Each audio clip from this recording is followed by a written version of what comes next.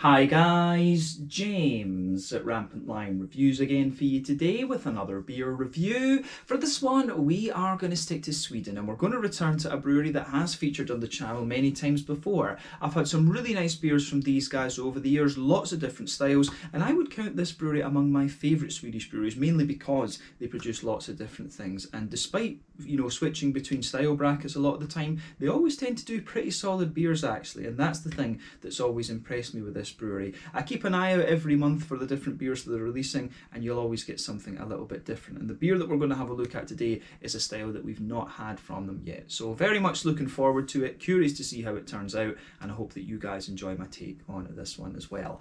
So for this review then, we are going to head up towards Gothenburg once again. Göteborg, as you would say in Swedish, the Swedish craft beer capital up there on the west coast. Got to get that Gothenburg catchphrase in for the Gothenburg beers because it is just channel tradition these days. And for this one, we are going to return to Beerbliotek. So this particular beer is called Bockstreet's Bock, alright.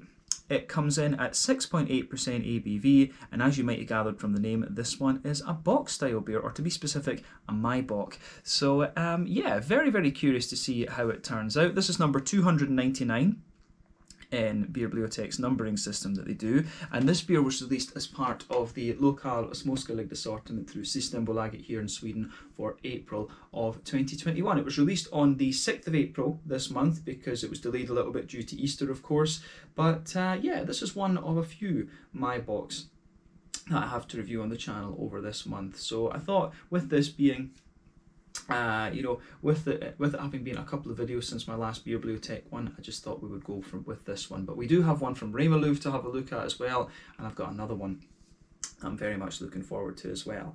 But as I said earlier, curious to see how it turns out. Hopefully it's another interesting beer, and we'll see how we get on with this one then. For those of you that don't know, the Maibock is basically, it's also known as a Hellerbock from what I understand.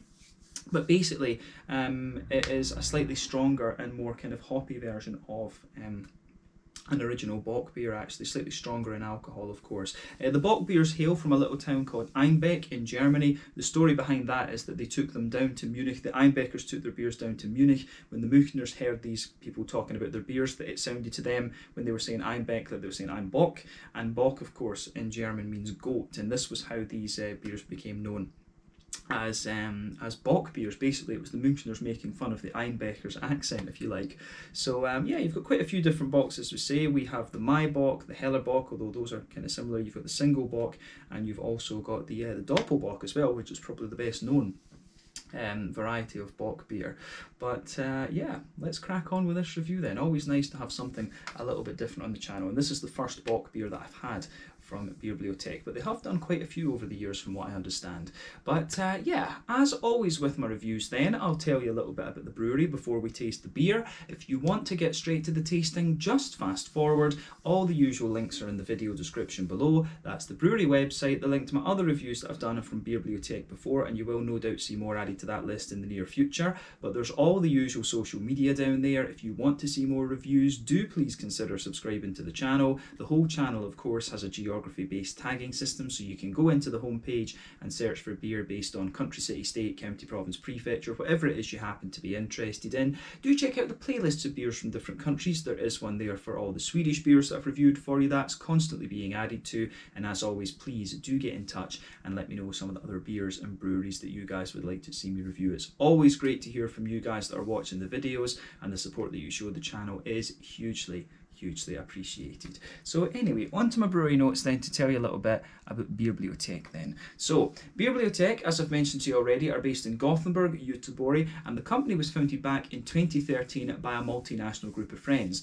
This was Adam Norman, who's from Australia, Richard Bull, who's a Kiwi, New Zealand, Anders Hedlund, who is Swedish, and then Darl Daneker, who's from South Africa.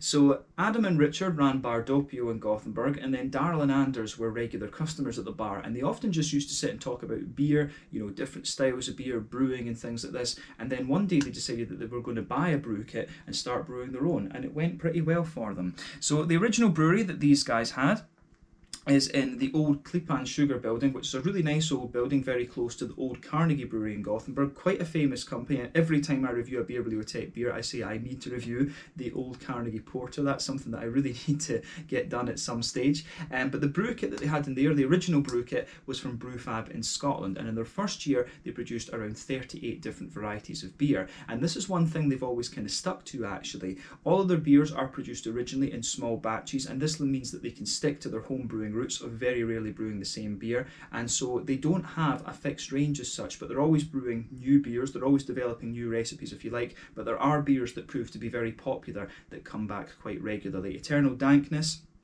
the Big Double IPA, is one that you get a new iteration of every year. Eternal Darkness, the Imperial Stout, comes back every year as well. A Passion for Gingers is one that you'll see regularly. A Moment of Clarity as well, which was the GBG Beer Week beer for 2017, if I'm remembering rightly. You'll see these beers appearing quite regularly, of course. But yeah, they've produced many different recipes, of course, and that's, as I say, one of the reasons why I really like this brewery. A little bit later on though, in 2015, these guys opened a second brewery in Kungston, which is where they have their main tap room and now run their main brewing operations. And the old brewery is used for producing sour beers, but they're also working on a barrel aging project in the new brewery as well, and that's been on the go for quite a while, but they haven't released too many beers from that, in fact. So yeah, hopefully they release a few more of their barrel aged things through Systembolaget over the next little while. I'm not sure exactly what they do with their barrel aged things actually, but I've only ever had one, which was called Would I Lie to You, and it was absolutely lovely. So I would love to see a few more of the barrel aged beers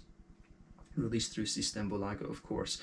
But yeah, these guys, as I say, very good in lots of different style categories. But the idea behind the name Beerbliotek is that they want to produce a wide variety of beers. Obviously, the name is derived from the Latin word for library, of course, and it kind of fits in well with Sweden as well, bibliotek, if you like. But basically, they want their customers to learn something new about a new hop, a new malt, or a new type of yeast, or whatever, every time they try a different beer. It's basically the idea of making a library of beers. So yeah, it is pretty impressive. And as of April 2021, when I'm filming this review for you, these guys have produced 280 different kinds of beers according to Untappd. Although if you look at the numbering list recently, we had the what was it called? The We Don't Count Sequentially, if I remember it exactly.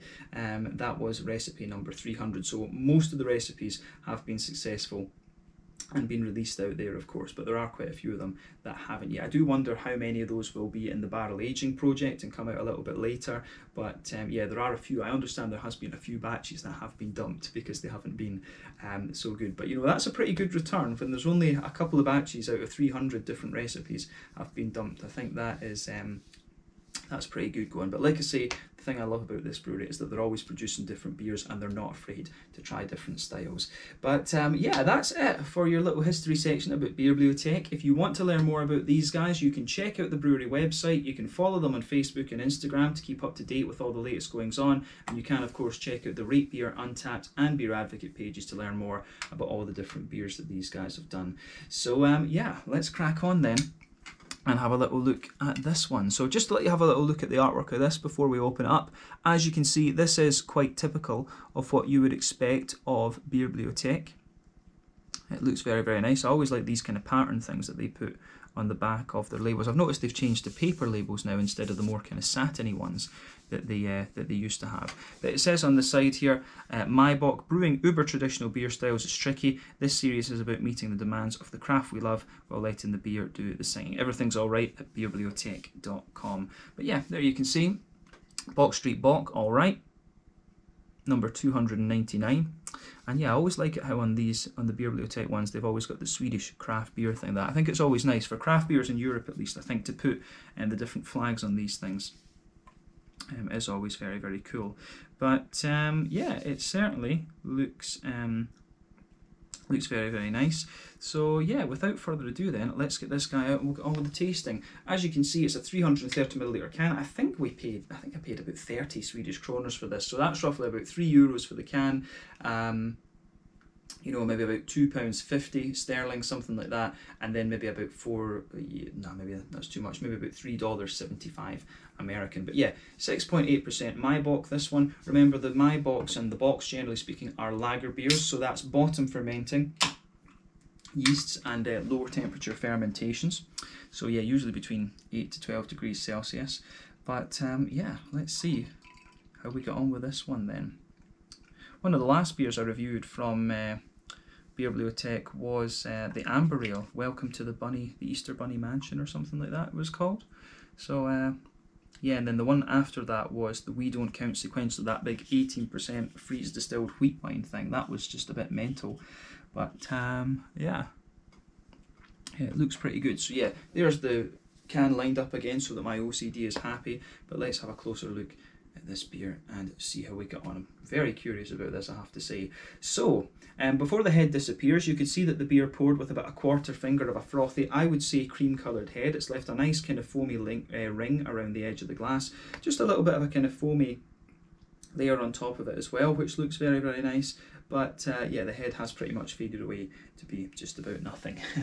But yeah, if you shine the light through this beer, it's got a lovely, rich, kind of amber colour to it actually. And this is kind of what you would expect from a Maibock. I have had one or two that can be a little bit lighter than this, and I have had ones that are a little bit darker than this. This one seems as if it's right in the middle of the spectrum for what you would expect of a Maibock. Of course, remember, when it comes to the colour of your beers, it depends on 1, the type of malts that you use, 2, the length of your wort boil. The longer you boil the wort, the more the sugars caramelise, thus you get a darker beer. But I think for a Bock, you know, probably it's somewhere between 70 and 90 minutes that you're going to boil the wort for. But yeah, it certainly looks very nice, lovely kind of rich amber colour, this one. So yeah, it certainly looks very, very nice. So yeah, nothing overly surprising about this beer when you consider what style it is. Let's take a closer look at the aroma then and just see how we get on with this. Should be really interesting. That does smell pretty nice actually. It's kind of what you'd expect, to be honest. But yeah, the one thing I'll say about this, the first thing that strikes me as well is it doesn't smell quite as clean and crisp as you might expect from a German brewed Maibock, if you like. But yeah, when it comes to lager beers, of course, for me the main difference between the German ones and the Czech ones is that the Czech ones are a little bit more kind of yeasty and bready, whereas the German ones are cleaner and crisp. This one smells as if it has a little bit more kind of yeast and a little bit more of a kind of bready malt in it actually. And of course, for me, you know, if you're thinking about a more, the main difference for me, if you think about a sort of amber lager, if we can call it that, the different varieties you have would of course be the Märzen, which is slightly more biscuity, whereas the Maibock for me is a little bit more kind of caramelly and oily. And of course in the Czech Republic you have the Letzak beer, which is the more kind of amber coloured lager, and then in Austria of course you have the Vienna lager as well, which is a little bit different. It's a little bit more kind of bread crusty and things like that, generally speaking. But yeah, this one, in terms of its aroma, it has, you know, it gets a little bit more of the biscuity thing in there, because with a Maibock you do expect a little bit of a kind of biscuity thing, but you also get a more oily brown sugar, so it kind of does give you that, but it has a bit more of a bready backbone, which, as I say, is a little bit more akin to the Czech lagers rather than the German ones. But yeah, the thing is, when you're getting these beers brewed by breweries that are not German or whatever, then you are going to get a few kind of variances between them, you know, so that's not a big deal. But the aroma of this one is pretty nice actually. The hop smell authentic, and when it comes to these styles of beer, of course, what I look for personally is authenticity.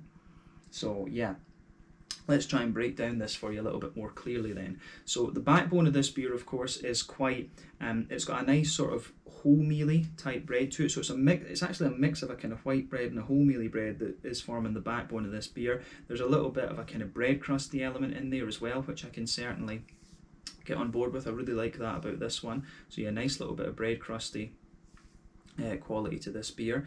In terms of the brown sugars, there's definitely a kind of sweet, oily caramel out of this one. I do get a little bit of that kind of more crisp McVitie's digestive biscuit sort of thing, and there is just a wee touch of a kind of toasty brown sugary element out of this. So yeah, the aroma that comes out of this beer in a lot of ways is very, very nice.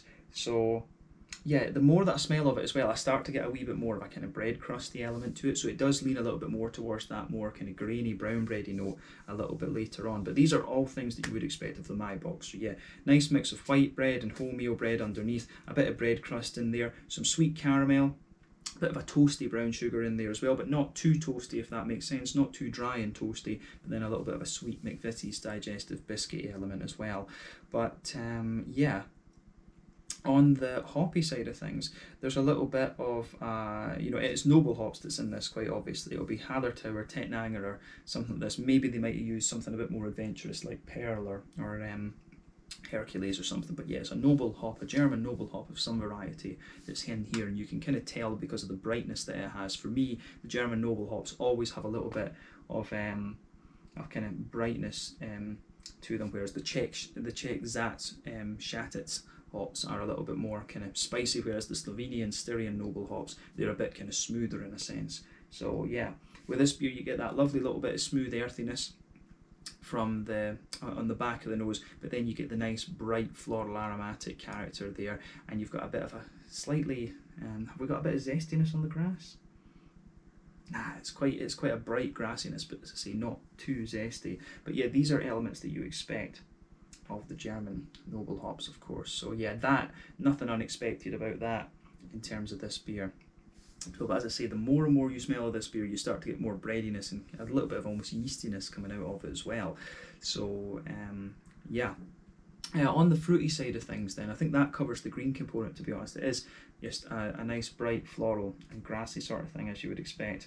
But yeah, on the fruity side of this beer then, so for me,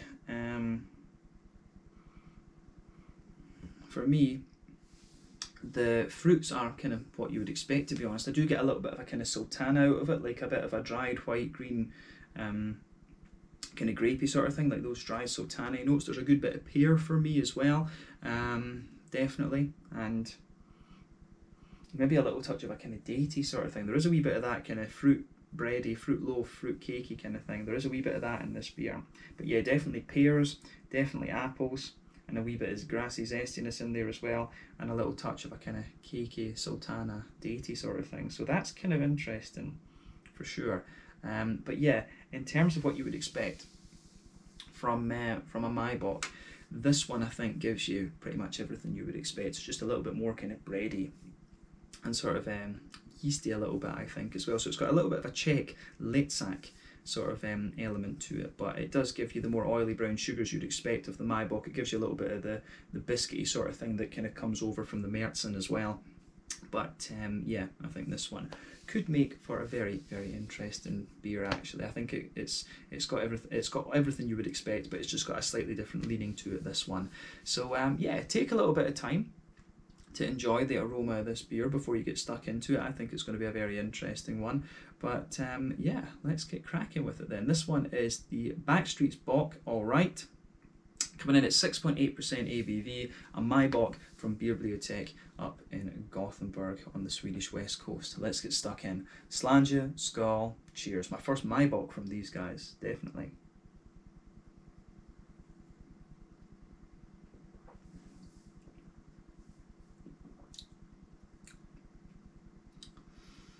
Yeah, that is pretty nice, I have to say. It's definitely got that little bit of a kind of boozier vibe to it that you expect of a Maibock as well, but that's pretty solid, I have to say, so thumbs up to them for that. It does come across as a little bit oily in a sense, actually, too, which is kind of interesting. It's almost at the point where you would try this and not and think it was maybe an ale rather than a lager, to be honest. But you're always going to get things like that though with the Scandinavian beers, because the water gives the impression that they just feel very, very clean in a sense, actually.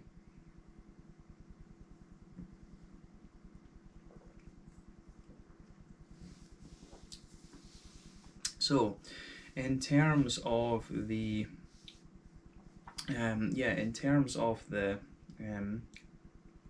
malty and yeast and the sort of authenticity of this beer, I think it does come across very nicely. It is actually a lot more kind of clean and crisp in a sense on the mouth than it comes across in the aroma, actually. So it does have that kind of German clean crisp quality to it, which I was kind of talking about earlier.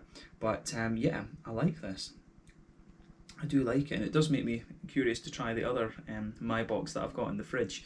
But yeah, definitely interesting. So let's try and break this down a little bit then. Straight away across the middle of your palate, then you can feel that nice. You can feel a nice little bit of a sort of grainy, bread crusty quality that just blankets the middle of your palate there. On top of that, you get a slightly smoother layer of a mix between, you know, white bread and sort of wholemealy bread. Definitely getting some of that out of there. And yeah, that is the backbone of your beer. If you go to the front corners of your palate, then move diagonally backwards, you'll end up with a few kind of woody undertones to the beer also, which I can appreciate.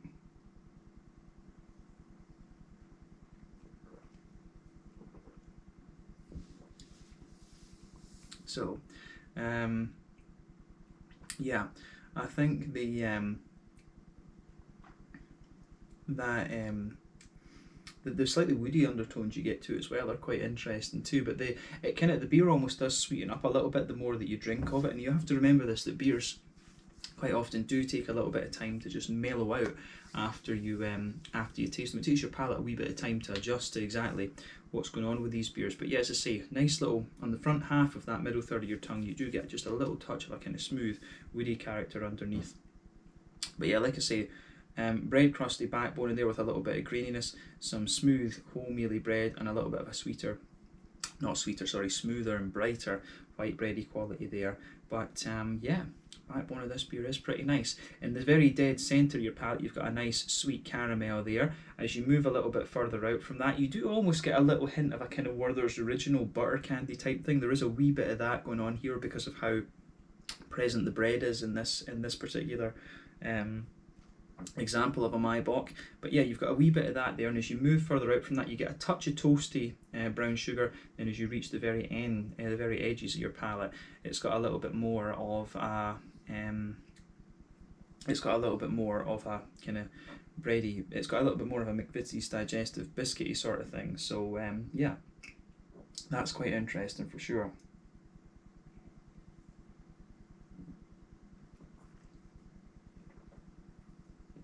So that's the middle of your palate, and it certainly works very nicely. Yeah, in terms of the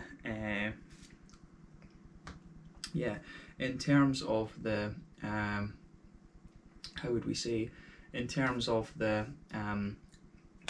bready backbone and stuff like that this beer has, it is quite authentic, as I say, but it does have a little bit of a kind of Czech Litzak vibe to it. I think I would definitely stick with what I said before. It does have some of the, it's kind of got both. It's got a bit of the German crispness to it, especially from the biscuity side of the beer, but it does have a bit more of that kind of Czech bready, yeasty kind of thing. So yeah, there's a few things to think about with this beer, absolutely.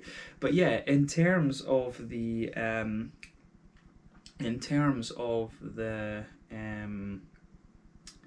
how do we say, the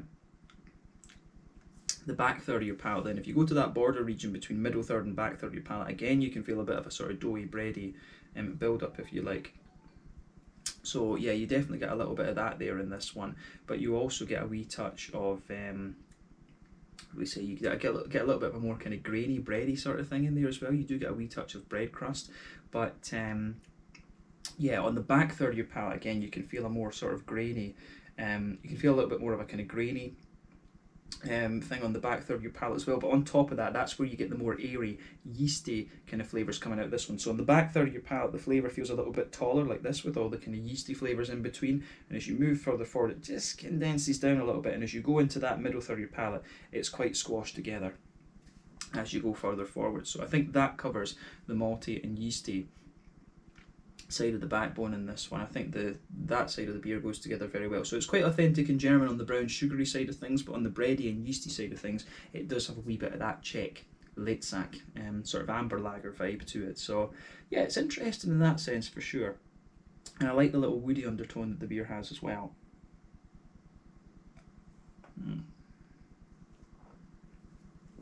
But yeah, on the hoppy side of the beer then, back corners of the palate, you definitely have a little bit of a kind of grassy earthiness there.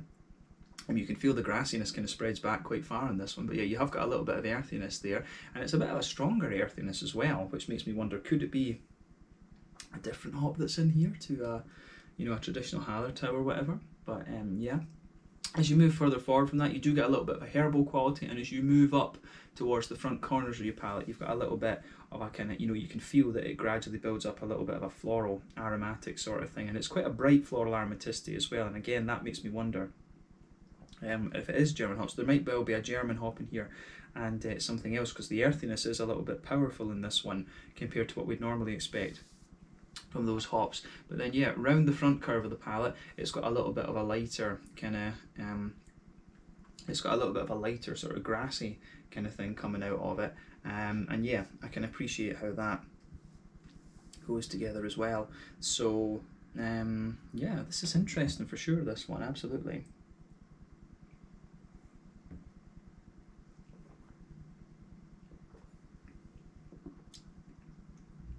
So yeah, nice, the grassiness around the front curve of the tongue. It does have a wee bit of brightness to it as well. But yeah, again, I think there is a German hop in this, and potentially something else as well. I think it's not all German hops that are in this. But yeah, the hoppy bitterness of the beer I think does work out pretty well. But let's focus on that front third of your palate then, and the kind of the fruity juicy side of the beer. So again, border region between front third and middle third of your palate, you get a little bit of a sort of bready build up in a sense. Absolutely. So you can feel that, and again a bit of a kind of grainy, toasty sort of thing. Then the base of that front third of your palate, it's a nice sort of it has got a bit more of a kind of brown bready and grainy bready sort of base in there as well. And on top of that, as I always say, you get that nice oily bubble where those juicy fruity esters roll their way out of the beer. And this one is kind of what you would expect based on what you pick up in the aroma. So at the back of that front third of your palate, you do get a little bit of a kind of fruity roll, cakey sort of thing. There is a wee bit of that in there. So yeah, there is a little bit of that going on with this beer, which I can appreciate. So yeah, wee bit of a kind of sultana kind of thing, a little bit of a there's a wee bit of a sort of sultana-y type vibe to it, a little bit of a kind of datey kind of thing there, quite a bit of a dried fruit, maybe even a little bit of a dried apricot actually. So that's all on the towards the back of that front third of your palate. But as you move further forward from that, you develop a little bit more of a kind of peary note out of it, and then on the front half of the that front third of your tongue, you get a little bit more of a kind of appley ester in there too, which I think works quite well actually. So yeah, the fruity side of this beer kind of goes together quite well. It's got a little bit of a kind of dryness to it. It has got it does give a wee bit of that kind of dried fruity type vibe to it as well, which is quite interesting. But these fruity notes that you pick out of this one are not unusual for this this style of beer. But yeah, I think that kind of rounds off the flavour profile, to be honest with you, on this one. I think that kind of sums it up. So let's round off the review then with the mouthfeel. So as I say, this is where this beer is just a little bit different.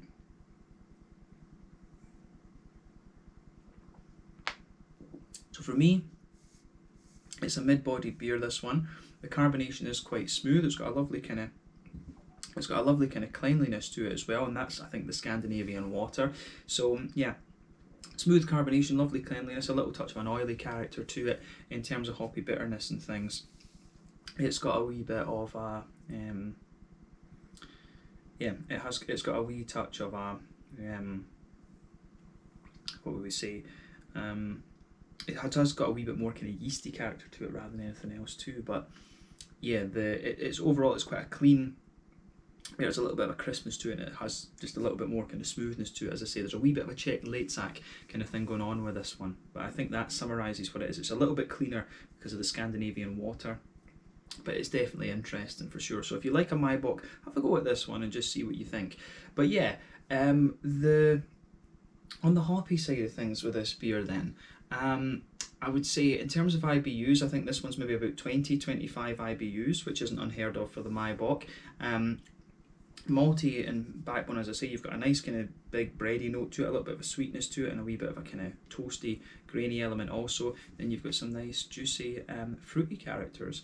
So yeah, it works very, very well, this one. A little bit of a dried fruity vibe to this beer. So overall, quite an authentic Maibock, this one, but it does certainly have a little bit of a Czech late sack type vibe to it. I think that's probably a good way to summarise this one, but definitely cool to try another style of beer from Beerbliotek that we haven't had before. But on that note, I think we can round off the review there. So once again, thank you for watching my beer reviews. Until the next time, please like, subscribe, share, all the usual YouTube stuff. Let me know your own thoughts on this beer in the comment section below. Let me know what your favourite beers are from Beerbliotek. Next review you'll see from these guys will be a black IPA that I've had in the fridge for a little bit. Certainly looking forward to that one. But as always, make sure you check out this brewery. Go and check out their website and see all the different things that they do. One of my favourite Swedish breweries, and it's been nice to try another style from these guys. Thank you again for watching. Check out my social media, and I'll see you guys very soon. This one was the Bockstreet's Bock, alright, number 299, and Maibock at 6.8% ABV. From Beerbliotek up in Gothenburg in Sweden. Slange, skull, cheers, and see you in the next review.